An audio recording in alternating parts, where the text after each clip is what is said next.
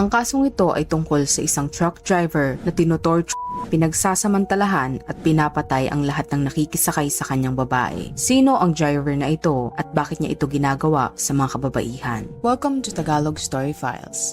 Kung ikaw ay mahilig sa mga kwentong krimen, ay huwag kalimutang mag-subscribe. Huwag din kalimutang i-on ang notification bell para maging updated ka sa mga susunod naming videos. February 5, 1990, sa isang daan sa Houston, Texas, isang 18 years old na dalaga na kinilalang si Nicole Tuttle ay desperadong namamara ng mga sasakyan na dumadaan. Sa kanyang pagpara ay may naawa at huminto nang siya ay makita dahil siya ay duguan at puno ng pasa. Nagmagandang loob ang driver na ibaba siya sa lugar kung saan may telepono para makatawag siya sa mga pulis. Nang siya ay makarating sa Houston Police Station, sinabi ni Nicole sa mga otoridad na siya ay kinidnap at sinaktan. Mabuti na lang daw at nakatakas siya. Nagumpisa umano ang pagpapahirap sa kanya 1 week earlier bago siya magsumbong sa mga pulis. Noong January 29, pumara umano siya ng isang truck na dumadaan sa isang rest stop. Pumayag naman umano ang driver na isakay siya. Nagpakilala ito bilang Dustin at papunta umano ito sa Arizona. Makalipas ang ilang oras habang sila ay nasa daan, nakatulog si Nicole sa likod ng truck. Nang makita ng driver na nakatulog na si Nicole, ay itinabi niya ang truck. Pinuntahan niya si Nicole sa likod ng truck at iginapos niya ito at nilagyan ng busal ang bibig bago pa man ito magising. Pinaghampas ng driver si Nicole at pinagtutusok ng mga fins at fish hooks. Walang awa ding pinagsamantalahan ng driver si Nicole. Ayon kay Nicole, ay itinali siya ng driver sa loob ng 6 na araw sa loob ng truck. Ngunit hindi pa umano doon natatapos ang pagpapahirap sa kanya dahil dinala siya ng driver sa apartment nito sa Houston. Pinaliguan umano siya nito at matapos yon ay tinali siyang muli at pinagsamantalahan. Matapos yon ay kumuha ang driver ng razor at kinalbo si Nicole. Makalipas ang 3 oras ay binalik ng driver si Nicole sa truck. Noong panahon na iyon ay nakalimutang itali ng driver si Nicole. Makalipas ang ilang minuto ay tumigil sila sa isang gawaan ng beer para kumuha ng kargamento. Lumabas ang driver at naiwan mag-isa si Nicole sa loob ng truck. Alam ni Nicole na iyon na lang ang tanging pag-asa para makalabas siya, kaya tumakbo ito at tumakas. Sa kanyang pagtakas ay nakasuot pa din ng tali sa kanyang leeg. Nang makapagsumbong sa mga otoridad si Nicole ay agad silang umaksyon. Pinara nila ang lahat ng truck na nagmamatch sa i-describe ni Nicole. Ngunit hindi nila nahanap ang kumidnap kay Nicole. Sinabi ni Nicole sa mga otoridad na itigil na ang paghahanap dahil natatakot umano siyang mag-testify laban sa kumidnap sa kanya. Gusto na lang daw niyang umuwi sa California. Noong February 5, parehas na araw nang makatakas si Nicole, may isa na namang dalagang nasa highway na nag-aabang na masasakyan kasama ang kanyang nobyo. Ang dalaga ay kinilalang si Regina Walters, 14 years old.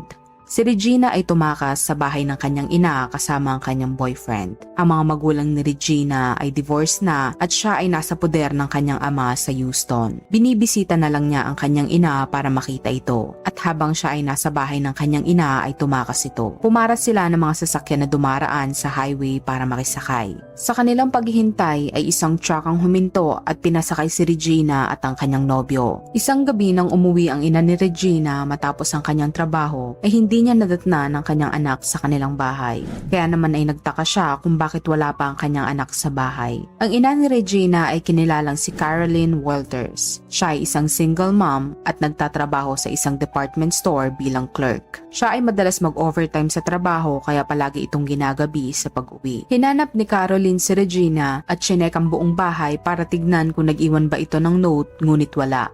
Kaya't nagsimula na siyang mag-alala. Sinubukan niyang tawagan ng mga kaibigan ni Regina at maging ang ama nito. Ngunit hindi daw nila nakita si Regina. Dahil doon ay agad nang pumunta si Caroline sa Pasadena Police, Texas para i-report na nawawala ang kanyang anak. Ipinigay niya ang pagkakakilanlan ng kanyang anak sa mga otoridad. Sinabi niya na ang kanyang anak ay may laking 5 feet at tumitimbang ng 95 pounds. Mayroon din itong mahabang kulot na buhok na kulay brown. Tinanong ng mga otoridad si Caroline kung ano-ano na ang ginawa niya para hanapin si Regina. Sinabi nito na nag-post na siya ng flyers, ngunit wala pa umanong tumatawag sa kanya. Simula umano na mag-away sila, 2 araw bago mawala si Regina ay hindi na siya kinakausap ng kanyang anak. Bandang 9:30 ng gabi, ilang araw bago mawala si Regina, nagpaalam umano ito sa kanyang ina na pupunta sa bahay ng kanyang kaibigan, ngunit hindi pumayag si Caroline. Sa kabila noon, ay nagpumilit pa rin si Regina na umalis. Maraming beses na umanong umaalis si Regina kahit hindi pinapayagan ng kanyang ina, pero bumabalik naman ito. Ngunit sa pagkakataon na ito, nang umalis si Regina at hindi umuwi, ay iba na ang pakiramdam ng kanyang ina. Ramdam ng kanyang ina na may hindi magandang nangyari sa kanyang anak. Dahil sa sumbong ni Caroline, ay umaksyon agad ang mga otoridad sa Pasadena, Texas Police. At ang detective na na-assign sa investigasyon ay si Detective Susan Jackson ng Juvenile Division. Ayon kay Detective Jackson, ay tumatawag daw si Regina sa kanyang ina sa tuwing aalis ito at sasabihin kung kailan siya babalik. Ngunit sa huling pagkakataon na umalis siya, ay hindi na umano siya nagsabi sa kanyang ina. Hindi nawalan ng pag-asa si Caroline na mahanap ang kanyang anak. Patuloy siyang nagdikit ng mga flyers kung saan nakalagay ang picture at impormasyon tungkol kay Regina. Nag-o-offer na din siya ng reward sa makakapagturo sa kinaroroonan ni Regina. Makalipas ang 5 araw matapos ang pagkawala ni Regina, ay nakatanggap ng tawag si Caroline. Ayon sa tumawag, ay nakita niya si Regina na may kausap ng 2 binata noong gabi na umalis ito. Sinabi nito na ang mga binata ay kinilalang sina Billy at Ricky.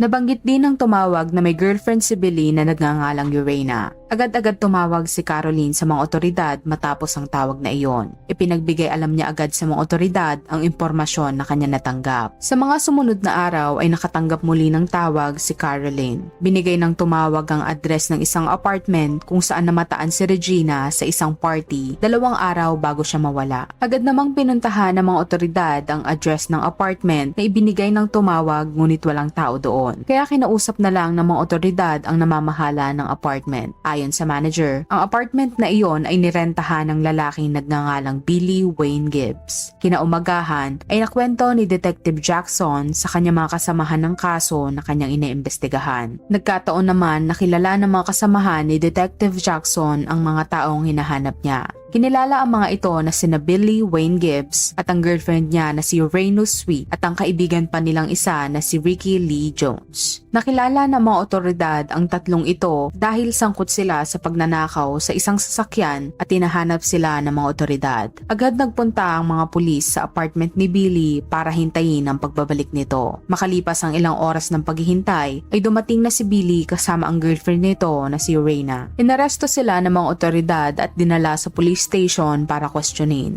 Ang pangatlong suspect na si Ricky ay hindi kasama sa mga naaresto. Nang makarating na sa presinto, ay agad question si Billy. Tinanong ito ng mga otoridad kung alam ba niya ang kinaroroonan ni Regina at Ricky. Sagot naman ni Billy ay nakausap niya ang mga ito 4 days ago. Ngunit simula noon ay hindi niya na sila nakausap pang muli. Dagdag pa niya na may relasyon ng dalawa at plano ni Ricky na dalhin si Regina sa Mexico para doon na manirahan dahil may mga kamag-anak daw ang binata doon. Base sa mga otoridad, ay maaring may iba pang dahilan kung bakit gustong umalis ni Ricky. Maari umanong nakita niya ang flyers na idinikit ng ina ni Regina, kaya umalis sa mga ito para hindi sila mahuli. Alam ni Ricky na maari siyang makasuhan ng delinquency of a minor dahil menor de edad si Regina, kaya't nagmadali ang mga itong umalis. Doon na sila pumara ng mga sasakyan na maari nilang sabayan papuntang Mexico. Sa pagpapatuloy ng investigasyon ay napag-alaman ng mga otoridad na si Ricky ay under probation dahil sa pagnanakaw at ang pagtakas sa jurisdiction na isang parole violation. Kaya naman nag-issue agad ang mga otoridad ng warrant para maaresto si Ricky. Inilagay din ni Detective Jackson sa NCIC ang impormasyon ni Regina. Ang NCIC or the National Crime Information Center ay database kung saan nakapaloob ang mga impormasyon ng mga kriminal at biktima. Ang mga impormasyon sa NCIC ay na-access ng lahat ng kapulisan nationwide. Kaya kung makita man si Regina ng pulis sa kahit saang parte ng bansa ay manonotify agad ang Pasadena Police, Texas. Alam ng mga otoridad na mahihirapan sila sa paghahanap kay Regina, ngunit hindi sila nawalan ng pag-asa at nagpatuloy sa investigasyon. In-interview din ng mga otoridad ang ama ni Regina na si Jerry Walter. Ayon kay Jerry, nakatanggap siya ng nakababahalang tawag mula sa isang lalaki noong gabi ng March 17. Maigsi lang umano ang tawag kaya hindi na nakilala ni Jerry ang tumawag.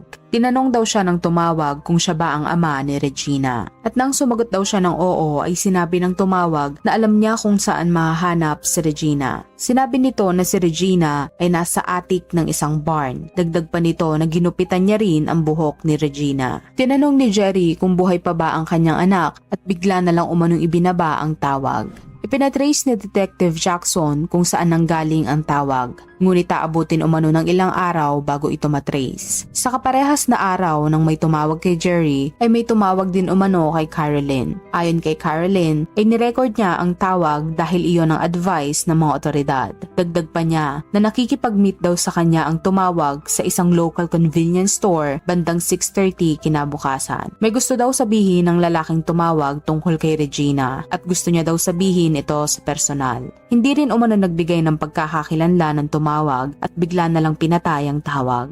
Agad-agad tumawag si Caroline kay Detective Jackson matapos ibaba ng lalaki ang tawag. Ngunit ayon kay Detective ay delikado kung kikitain niya ang lalaking tumawag. Pero nagpumilit si Caroline sa kagustuhan niyang mahanap ang kanyang anak. Pumayag naman ng mga otoridad at nagpasya sila na samahan na lang si Caroline para magkaroon ito ng proteksyon. Kinabukasan ay pumunta si Caroline sa lugar kung saan sila nakatakdang mag-meet ng lalaking tumawag. Habang naghihintay si Caroline ay nakatanaw naman sa kanya ang mga otoridad. Walang kaide-ideya si Caroline kung kilala ba siya ng lalaki o kung paano niya ito makikilala. Ang tanging pag-asa niya lang ay kung i-approach siya ng lalaking ito. Lahat ng lumalabas at pumapasok sa convenience store ay tinitignang maigi ni Caroline. Naghintay siya ng halos 2 oras ngunit hindi nagpakita ang lalaking tumawag. Makalipas ang 2 araw ay nakuha na ng mga otoridad ang record ng pinatrace na phone call na natanggap ng mga magulang ni Regina. Napag-alaman nila na ang tumawag sa ama ni Regina ay mula sa gas station sa Annas, Texas, 200 miles ang layo mula sa lugar kung saan huling namataan ang dalaga. Samantalang ang tawag naman na natanggap ng kanyang ina ay mula sa isang payphone na malapit lang sa kanyang tinitirahan. Makalipas ang 2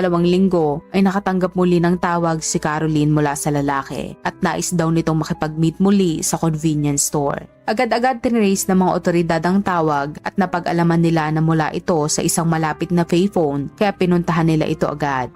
Ngunit pagdating nila doon ay wala na doon ang lalaki. Noong April 23 ay may natagpuan ng mga otoridad na buto ng maliit na babae na malapit sa riverbank sa Pasadena, Texas. Determinado sila na ang build at ang laki ng bangkay ay hindi nalalayo kay Regina. Kaya't agad dinala ni Detective Jackson ang dental records ni Regina sa medical examiner para ma-check kung magmamatch pa ito. Ngunit ayon sa examiner ay hindi umano kay Regina ang bangkay na natagpuan. Buwan ang dumaan, ngunit wala pa rin silang lead na magtuturo kung nasaan si Regina. Noong October 12, may 2 bata na naglalaro sa daan ng Manville, Texas, 26 miles south of Houston. Habang sila ay naglalaro, napadpad sila sa tambak ng kahoy na malapit sa daan at doon ay may nakita silang bagay na hindi nila makakalimutan. Ang 2 bata ay nakakita ng bangkay habang sila ay naglalaro. Agad-agad silang umuwi sa kanilang bahay at sinabi iyon sa kanilang magulang. Nagulat naman ang kanilang mga magulang at agad silang tumawag sa mga pulis. Nang makarating ang mga otoridad sa lugar kung saan natagpuan ng 2 bata ang bangkay, ay nagsimula na silang mag-imbestiga. Ngunit hindi matukoy ng mga otoridad ang pagkakakilanlan ng bangkay dahil nabulok na ito at wala rin silang makitang ID o mga gamit na maaring magturo kung sino ang bangkay na iyon. Ang hula lang ng mga pulis na ang bangkay na iyon ay pagmamayari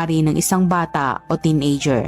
Kinuha nila ang bangkay at dinala sa Harris County Medical Examiner para ipa-autopsy sa pag-asang may makukuha silang impormasyon. Agad ding pumunta si Detective Jackson doon, dala-dala ang dental records ni Regina para tignan kung magmamatch ba ito. Ngunit hindi nagmatch ang dental records ni Regina sa bangkay na natagpuan. Dismayado si Detective Jackson sa naging resulta, pero kahit papaano ay gumaan ang loob niya nang malaman na hindi iyon si Regina. Labis na pag-aalala din ang nararamdaman ng mga magulang ni Regina at natatakot sila na baka hindi na rin mahanap ng buhay ang dalaga. Noong October 1990, sa pagpapatuloy ng investigasyon, isang magsasaka ang nag-prepare para sunugin ang kanyang old barn sa Bond County, Illinois. Matagal na umano niya itong hindi napupuntahan kaya't pinasok niyang muli ang loob nito bago tuluyang sunugin. Sa kanyang pag-iikot sa loob ng kanyang barn ay wala naman umanong kakaiba hanggang sa may isang bagay na pumukaw ng kanyang pansin. Nilapitan Nakita niya at tinignan maigi ang nakatambak na dayami sa kanyang barn. At laking gulat niya nang bumulaga sa kanya ang bangkay ng isang tao. Agad-agad tumawag ang farmer ng mga pulis at pinapunta sa kanyang barn. Agad naman pumunta doon si Agent Mike Shiley ng Illinois State Police. Nagsagawa agad ng investigasyon ng mga pulis sa loob ng barn. Hinalughog nila ito at tinignan kung mayroong ebidensya na maaring magsabi kung sino ang bangkay. Ngunit wala silang nakitang wallet o mga ID. Wala din umanong suot na damit ang bangkay na natagpuan. Ang tanging natagpuan nila ay isang maliit na puting sinulid na nasa sahig malapit sa bangkay. Ang sinulid na natagpuan ay mukhang bago pa umano. Nahanap din nila ang alambre na kaparehas ng nakabalot sa leeg ng bangkay. Nang inspeksyonin nila ang bangkay, ay nakita nila na may mga natira pa umanong buhok dito. At base sa mga otoridad, ay maaring bata ang bangkay na iyon dahil maliit ang bungo nito. Ayon sa mga nakatira sa Greenville, ay wala umanong nagaganap na patayan sa kanilang lugar sa loob ng 10 taon. Kaya wala silang impormasyon sa kung sino ang maaring gumawa nito na ikinabahala ng lahat.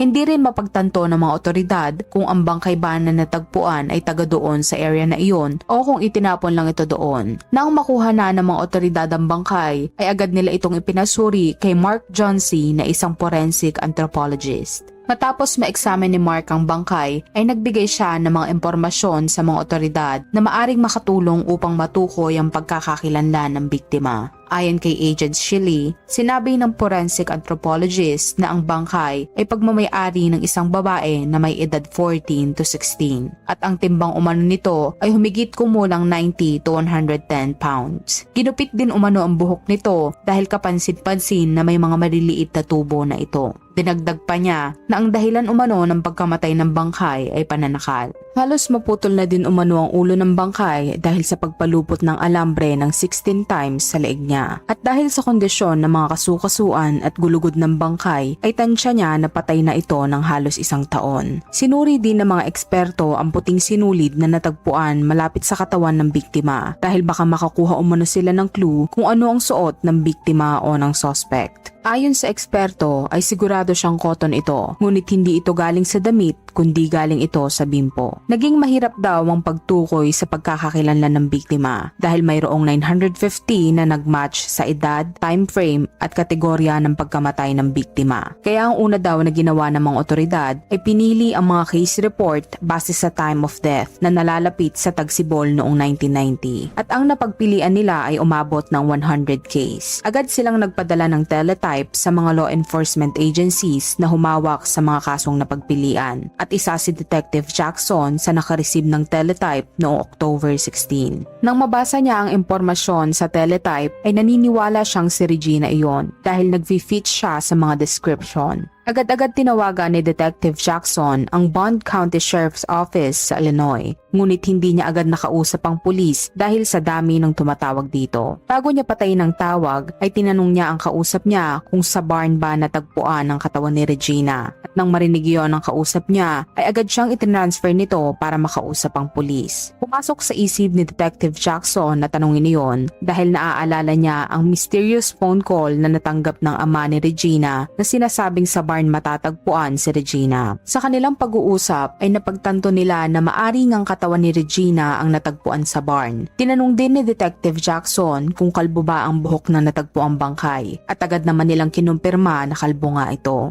Ang katawan na natagpuan sa barn ay nagmatch sa inilarawan ng tumawag sa ama ni Regina. At para makumpirma nga kung si Regina ba iyon, ay nagpadala ng dental record si Detective Jackson sa office ng Illinois Police. At nang masuri ng mga eksperto, ay kinumpirma nila na nagmatch ang dental records ni Regina sa katawan ng natagpuan sa barn. Kahit natagpuan na ang katawan ni Regina, ay malaking katanungan pa rin sa mga otoridad kung paano ito nangyari sa kanya at kung nasaan ang boyfriend niyang si Ricky Lee Jones. Para mas mapabilis ang pagresolba sa kaso, ay tumawag si Detective Jackson sa FBI para humingi ng tulong. Tinanggap naman ng FBI ang request nila at na-assign si Special Agent Mark Young na isang behavioral expert sa Houston Field Office para sa kaso. Ayon kay Agent Young, sinubukan niyang kontakin lahat ng taong kakilala ni Ricky at Regina para makakuha ng impormasyon na maaring magturo kung nasaan si Ricky. Pinuntahan naman ng Pasadena detective ang eskwelahan ni Ricky Ricky noong high school siya para ipagtanong ang binata. Ngunit ayon sa guidance counselor ng eskwelahan ay hindi enrolled si Ricky. Ibinigay din nito ang address ni Ricky. Ang address na ibinigay ng guidance counselor ay ang home address ni Ricky. Agad naman itong pinuntahan ng detective at pagkatok niya sa bahay ay lumabas ang kapatid ni Ricky na babae na nagngangalang Tammy. Ayon kay Tammy ay hindi na nila nakikita si Ricky halos isang taon na. Sinabi din nito na masamang bata si Ricky kaya alam nila na makukulong ito. Tinanong din ng detective kung may kamag-anak ba sila sa Mexico. At ayon kay Tammy ay merong kamag-anak ang kanyang ina sa syudad ng Matamoros, Mexico, bandang south ng border ng Texas. Pinakita ng detective ang picture ni Regina kay Tammy, ngunit hindi niya daw ito kilala. Dahil sa hindi na mahanap si Ricky, siya ay tinuring na wanted dahil sa pag-violate ng kanyang probation. Ayon sa detective ay maaring natatakot siyang umuwi kung may kinalaman siya sa pagkawala ni Regina. Ngunit sa tingin naman ni Special Agent Young ay walang kinalaman si Ricky sa nangyari kay Regina dahil kung si Ricky man ang gumawa ay mahahalata ito sa crime scene lalo na kung galit ang motibo nito. Ngunit hindi iyon nakita sa crime scene dahil halatang kontrolado ng gumawa ang pagpatay. At sa kanya daw pag-review sa kaso, ang pumasok sa isip niya na gumawa ay isang matandang puting lalaki na driver ng isang truck o salesman o kung sino man na may rason para magpaikot-ikot sa bansa. At dahil matagal nang sarado ang barn kung saan natagpuan si Regina ay naging malaki ang posibilidad na tama ang teorya ni Agent Young. At unti-unting nakikilala ni Agent Young ang sadistang mamamatay tao dahil sa crime scene. Hinubaran ng killer si Regina at dahan-dahang pinatay sa pagsakal at saka kinalbo. Ayon kay Agent Young, kung sino man ang gumawa nito ay karumal-dumal ang ginawa. Maari umanong sexual predator ang gumawa nito. Habang umuusad ang investigasyon ay nakatanggap muli ng report ang mga otoridad tungkol sa isang bangkay na natagpuan sa bayan ng Marshall, Texas na may 200 miles ang layo sa Houston. Ayon sa report ay may natagpo ang mga parte ng katawan ng isang lalaki sa isang kanal. Ang bungo na natagpuan ay may mga butas sa left side at ito ay nabutas sa pamamagitan ng pagbaril gamit ang small caliber na baril. Dahil sa edad at lokasyon kung saan nakita ang katawan ay positibong kinilala ng mga otoridad ang katawan bilang si Ricky. Ayon sa mga investigador, sa tingin nila ay nakatakas na ang gumawa kay Ricky at Regina ng karumal-dumal na krimen. Ngunit kahit mababa na ang tsansa na mahanap ang suspect ay itinuloy pa rin nila ang pag-iimbestiga. Hanggang sa isang araw ay may na-encounter na problema ang isang pulis sa highway ng Arizona na may 1,000 milya ang layo sa Pasadena, Texas. Patapos na ang shift ng isang pulis na kinilala si Michael Miller nang makita niya ang isang tractor trailer na nakapark sa isang rampa. Ayon sa pulis, ay kailangan itong lumihis dahil delikado ito sa mga dumadaan. Napansin niya na nakasindi ang sasakyan kaya nilapitan niya ito. Habang papalapit siya sa sasakyan ay may biglang lumabas na lalaki at tinaas ang kanyang mga kamay at siya ay kinilalang si Robert Ben Rhodes. Tinanong daw niya si Robert kung ano ang nangyayari at sumagot naman daw siya na ayos lang sila at walang problema. Bigla-bigla din sinabi ni Robert na may baril siya sa bulsa at itinuro niya ito at umakma na bubuksan ang sasakyan. At dahil naririnig ng pulis na may sumisigaw na babae sa loob ng truck, ay agad niyang pinusasan si Robert at isinakay sa kanyang sasakyan para questionin. Nang maipasok niya si Robert sa kanyang sasakyan, ay sinuotan niya ito ng seatbelt at binalikan ng sumisigaw na babae sa truck. Nang mabuksan niya ang likod ng truck ay nakita niya ang babae na nakapo sa sangkamay at paa sa wall. Ina-assure naman ng pulis ang babae na magiging maayos na ang lahat. Agad-agad naman tumawag ng rescue ang pulis at bumalik muli ito sa kanyang sasakyan. Mabuti na lang at bumalik agad ang pulis sa kanyang sasakyan at nakita niyang natanggal na ni Robert ang kanyang seatbelt at sinusubukan na nitong buksan ang pinto ng sasakyan para makatakas. Nang makarating na ang rescue mula sa Casa Grande Police Station ay pinakawalan na nila sa pagkakaposas ang babae. Dinala nila sa police station ang babae at ang truck driver na si Robert. Matapos iyon ay ininspeksyon ng mga otoridad ang truck ni Robert at doon ay bumulaga sa kanila ang mga kakilakilabot na tools pang torture. May nakita silang kadena na naka-attach sa sleeping compartment ng truck, fishing hooks, mga dugoang tuwalya, horse pit at isang briefcase na punong-puno ng sexual torturing tools. Nakakita din sila ng kamera sa loob ng briefcase at mga peraso ng buhok na hindi galing sa babae na natagpuan sa loob ng truck. Si Police Detective Rick Barnhart ng Casa Grande Police ang nanguna sa investigasyon. Ayon kay Detective Barnhart, mayroon si Robert na tinawag niyang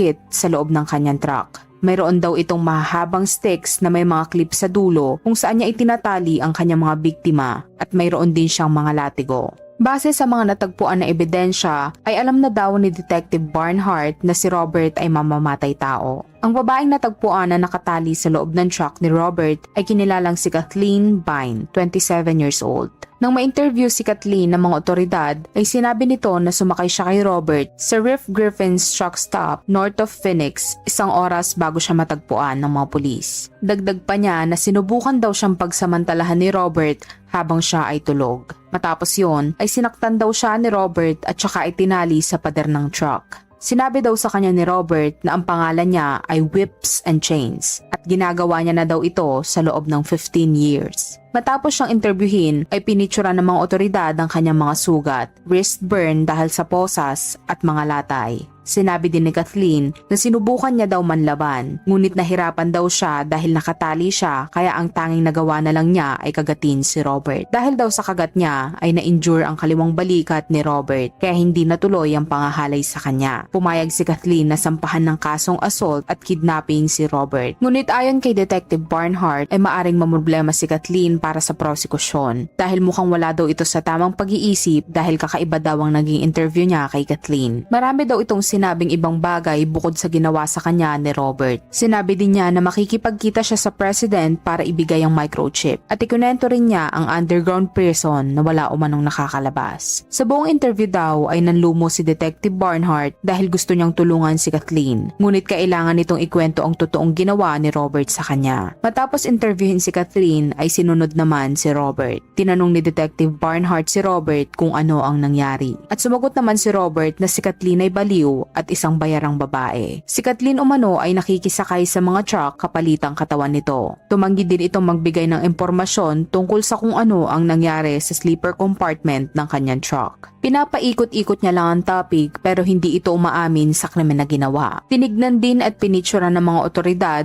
ang kaliwang balikat nito na may sugat. Tinanong ng mga otoridad kung kinagat ba iyon ni Kathleen, ngunit itinatanggi iyon ni Robert. Ayon sa kanya, ay na-injure yon habang nagsasakay ng gamit sa kanyang truck. Ngunit alam ni Detective Barnhart na nagsisinungaling si Robert at naniniwala siya kay Kathleen. Sinabi daw ni Kathleen na sinubukan niyang kagatin ang lalamunan ni Robert ngunit gumalaw ito. Kaya sa balikat niya na lang ito kinagat. At nagpapatunay daw sa storya ni Kathleen ang bite mark ni Robert sa kanyang balikat.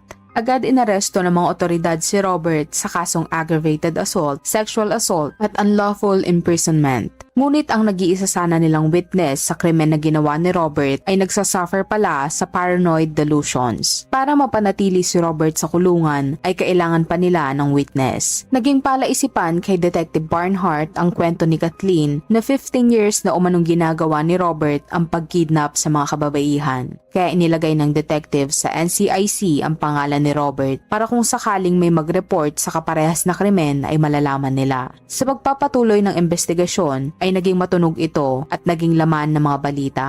At isang pulis mula sa Houston ang nakabasa sa dyaryo ng balita tungkol kay Robert. Naalala ng pulis ang isang trucker na na-detain sa Arizona dahil parang parehas ang lalaking iyon sa lalaking nabasa niya sa dyaryo. Suspetsya ng pulis ay binihag ni Robert ang babae ng 6 na araw habang tinotorture at pinagsasamantalahan hanggang sa maswerte siyang nakatakas. Ngunit hindi nila nagawang magsampa ng kaso dahil hindi ma-identify ng babae ang suspect. Ang Houston Police na si Sergeant Bumar ay tumawag kay Detective Barnhart at kinuwento ang kasong iyon. Para mas mapabilis ang investigasyon ay humingi na ng tulong si Detective Barnhart sa FBI. Umaasa siya na mas mapapabilis ang pagkalap ng ebidensya kung tutulong ang FBI. Si Special Agent Bob Lee ng Houston FBI ang humawak ng kaso. Una pa lang ay alam na ni Agent Lee kung saang lugar siya magsisimula para mas mapabilis ang investigasyon. At iyon ay sa apartment ni Robert sa Houston. Agad pinuntahan ni Agent Lee ang apartment ni Robert at kinausap ang landlord ng apartment.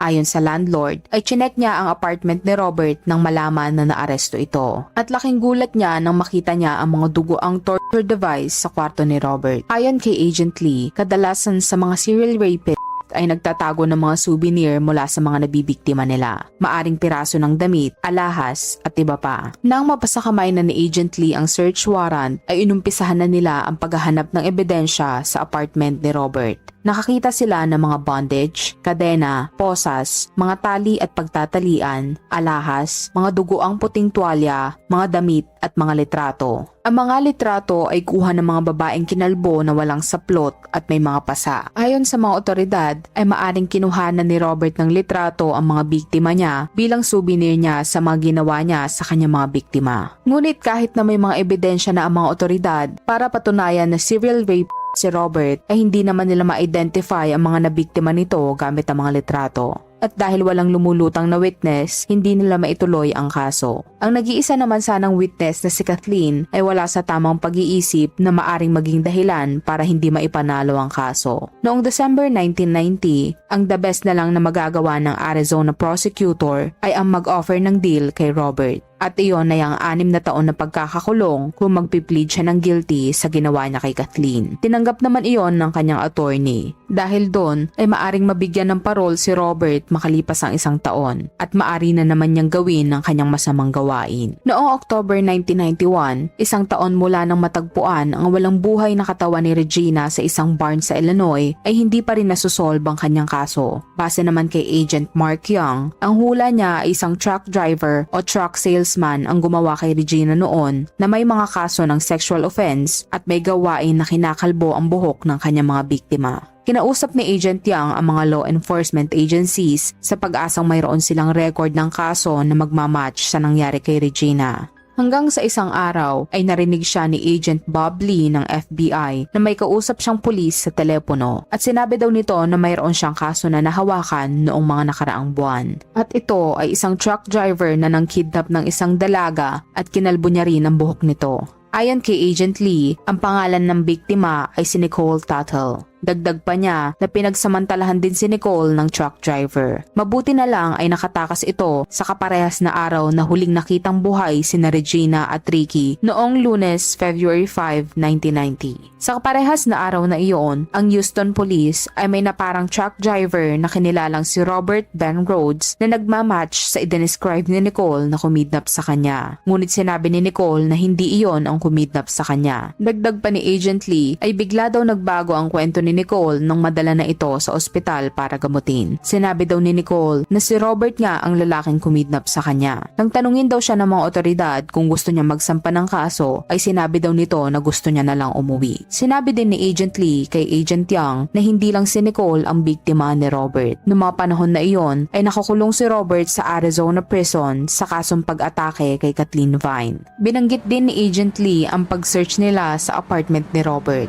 Sinabi niya na may mga natagpuan silang picture ni Robert na may kasamang babae na may maiigsing buhok at mukha daw itong nasa loob ng barn. Ang babae daw ay kinuhanan sa iba't ibang location, suot ang mapang-akit na damit at isa na doon ang picture sa loob ng barn, suot ang itim na dress. Nang makita ni Agent Young ang litrato, ay nakumpirma niya na si Regina ang dalaga na nasa picture. At para ma-verify yon, ay pumunta si Agent Young sa pamilya ni Regina. May mga hawak din siyang pictures kung saan nagmamatch ang ilang facial characteristics at markings sa mga litrato na kinuhaan ni Robert. Dahil doon, ay nagsimula ng mag-build ng kidnapping at murder case sa mga otoridad laban kay Robert. Muli nilang binalikan ang mga ebidensya na nakuha nila nang isearch ang apartment ni Robert. At doon ay nakakita pa sila ng mas maraming picture ni Regina. Nakita din sila ng mga damit pang babae kasama ang black na dress na kinumpirma ng mga lab examiners na sinuot ni Regina. Na-notify na din ng Illinois State Agent na si Mike Shelley. Finorward niya ang mga ebidensya na nahanap sa Greenville Barn sa FBI lab sa Houston. Nadiskubre din ng mga lab examiner na ang puting sinulid na natagpuan sa tabi ng bangkay ni Regina ay nagmamatch sa mga duguang puting tuwalya na natagpuan sa apartment ni Robert. Ngunit hindi nila matiyak kung galing kay Robert yon dahil common ang ganong klase ng tuwalya. Sa pagpapatuloy ng investigasyon ay nakipag-meet si Detective Jackson kay Agent Young at Agent Lee sa Houston FBI Field Office para pag-usapan kung ano ang kailangan nila para maidiin si Robert sa kaso. Hindi lang para kay Regina, kundi para na rin sa mga iba pang nabiktima ni Robert. Sa papalapit na paglabas ni Robert, alam ni Agent Shelley na kailangan na nilang magmadali. Ayon kay Agent Shelley, eligible si Robert sa parole at work release. kaya makakalabas siyang muli at makakapagtrabaho, kaya kinakailangan na nilang magmadali para maaresto siya. In-interview din ng mga otoridad ang former Houston employer ni Robert na si Mike Eggleton. Hindi na nagulat si Eggleton nang makita ang pulis. Ayon sa kanya, ibinisita na rin siya ng mga pulis dati para magtanong tungkol kay Robert. Dagdag pa niya na noong mga nakaraang taon daw ay pinagsususpetsahan si Robert ng mga otoridad na nananakit ng mga babae sa loob ng kanyang truck. Ngunit wala daw formal na kasong naisampa kay Robert. Sinabi din niya na naibenta niya na ang truck na minamaneho ni Robert, pero ibinigay niya sa mga otoridad ang identification number ng sasakyan, maging ang tracking logs ni Robert at ang mga resibo nito sa pagpapagasolina. Matapos yon, ay agad pinatrace ng mga otoridad ang ID number ng truck at habang hinihintay nila iyon, ay nagsimula na silang gumawa ng timeline sa mga biyahe ni Robert. Nahanap nila ang fuel receipt ni Robert mula sa gas station ng Annis, Texas noong March 17, 1990. Iyon ay ang kaparehas na lugar at date kung kailan may tumawag sa ama ni Regina na si Jerry Walters sa Oklahoma City. Maging ang tawag na natanggap ng ina ni Regina ay kasabay ng oras kung kailan nasa Houston si Robert. Ayon sa mga otoridad, maaring nakuha ng killer ang contact number ng ina ni Regina sa mga flyers na pinost nito. Ngunit ang malaking katanungan ng mga otoridad ay kung saan nakuha ng suspect ang number ng ama ni Regina. At ang sagot sa tanong na iyon ay nahanap ni Agent Young sa mga ebidensya na nakatago sa Arizona. Nakasulat sa front cover ng isang maliit na spiral notebook ang mga personal information ng magulang ni Regina tulad ng address at phone number. At ang notebook na ito ay nasa kamay ng mga otoridad bilang ebidensya. Nang baliktarin ni Agent Young ang notebook ay nagulat siya sa kanyang nakita. Nakakita siya ng message na nakasulat sa notebook na pinaniniwala ang sinulat ni Robert. May nakadrawing na kutsilyo at baril sa ibabaw ng salitang "Ricky's a dead man" na nakasulat ng may disenyong tila mga patak ng dugo. Tanging ang DNA test ang magkukumpirma kung ang bahagi ng bangkay ng isang binata na natagpuan sa Southeast Texas ay pagmamay-ari ni Ricky. Sa kasamaang palad, kulang ang DNA source na natagpuan ng mga otoridad para makapagsagawa ng comparison ng mga eksperto. At dahil nabanggit na ginagawa na ni Robert ang pagkidnap, pag-torture at pangahalay sa mga kababaihan sa loob ng 15 years, kaya't nagbigay ang mga otoridad ng kanilang timeline sa BCAM. Ang BCAM o Violent Criminal Apprehension Program ay isang database kung saan nakalista ang lahat ng libu-libong solved at unsolved na kaso nationwide. Sa kabila ng limited information ay may 50 na kaso na posibleng mag-match sa open homicide at missing person cases. Ayon kay Detective Jackson, ang mga trips ni Robert papunta sa Houston to Baltimore to LA at pabalik sa loob lamang ng 4 to 5 days ay nagkaroon na sila ng ideya kung gaano kadaming tao ang nakakasalamuha niya na maaari niyang abusuhin at patayin. Makalipas ang isang linggo, na-track na ng mga otoridad ang truck ni Robert sa Houston. 2 taon na ang nakalipas nang huli niya itong ma-drive.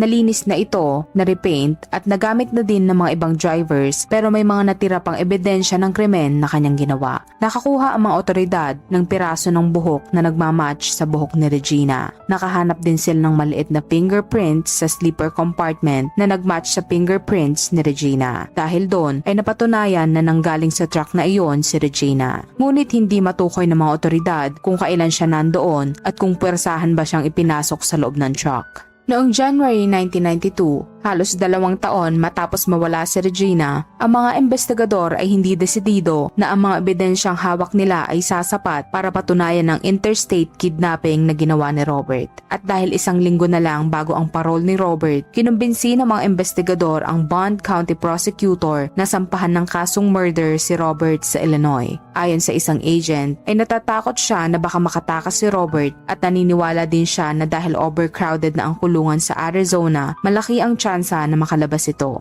Noong February 6, pumunta ang mga investigador sa Arizona State Prison sa Florence para ibigay kay Robert ang warrant. Ang plano nila ay kumprontahin si Robert gamit ang mga litrato ni Regina sa pag-asang magko-confess siya para lumakas ang kaso. Walang kibo si Robert nang ipakita ang litrato ni Regina. Halos 1 oras daw kinausap ng mga investigador si Robert pero naging matigas ito at hindi nakikipag-cooperate. Mariin din niyang idinedenay ang lahat ng inaakusa sa kanya. Naniniwala ang mga agents na alam ni Robert na pinapaamin siya ng mga ito dahil mahina ang mga ebidensyang hawak nila. Sa tingin nila ay inaakala ni Robert na kaya niyang i-beat ang mga charges laban sa kanya. Maaring naniniwala si Robert na walang pakialam ang mga tao sa kanyang mga naging biktima para ipaglaban sila. Ayon sa isang agent, ay maraming serial offenders ang namimili ng bibiktimahin na sa tingin nila ay mga wala nang maghahanap o mga forgotten people. Dahil sa tingin nila ay wala nang pakialam ang mga otoridad at society sa mga taong hitchhiker o mga taong mahihirap kaya hindi ito bibigyan ng atensyon. Si Robert ay dinala sa Illinois mula sa Arizona para humarap sa paglilitis laban sa kaso ng pagpatay kay Regina at sa pagkidnap at paghalay sa dalawa pang kababaihan. Ngunit nagawang i-delay ng attorney ni Robert ang petsa ng paglilitis ng 6 na buwan. Noong September 11, sa Bond County, Illinois Courthouse, ang attorney ni Robert ay nag-plead down laban sa murder charge kay Robert at maari itong mauwi sa death sentence. Tinanggap niya ang kasong first-degree murder with a penalty of life imprisonment. Siya ay napatawan ng life imprisonment at walang posibilidad na mabigyan ng parole. Kahit na nakakulong na si Robert panghabang buhay sa Chester, Illinois, ay itinuloy pa rin ng mga investigador ang pag-iimbestiga sa kaso at paghahanap ng ebidensya. Dahil naniniwala sila na hindi lang si Regina ang nabiktima at napatay ni Robert. At sa pagpapatuloy ng kanilang investigasyon ay may nakita silang picture ng isang babae na kuha sa loob ng kanyang truck. Ngunit hindi pa nila na-identify ang pagkakakilanlan ng babae. Concerned daw ang mga otoridad kung isa na naman itong biktima.